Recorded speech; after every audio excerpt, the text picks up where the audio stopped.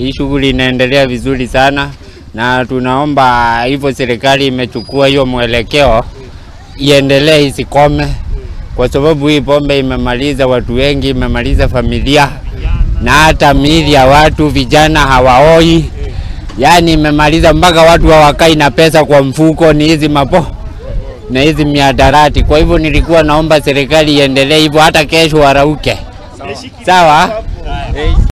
Sasa pombe hapa ni mingi. Hata wamama huku wanalewa kila saa. Hata hakuna kazi inafanyagwa hapa. Ungeomba aje? Watusaidie, watu wafanye kazi. Unaona sasa hao mmebeba. Hatusemi wasikunywe, lakini wakunywe masaa ile ya after job 5.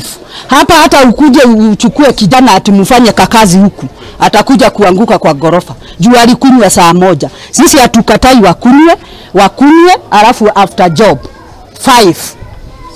Lakini hii mtaa yetu pombe ni mingi, tujaribu tupunguziwe pombe hii mtaa. Kwa sababu ndio tunalelea watoto na tunaishi hii mtaa. Hata saa hii ni mchana pombe inakunywa. Hata mtu hawezi enda kazi akunywe. Hiyo ndio kitu tunafaa tunaomba serikali watupunguzie pombe. Kwa sababu tunalelea watoto kwa hii mtaa.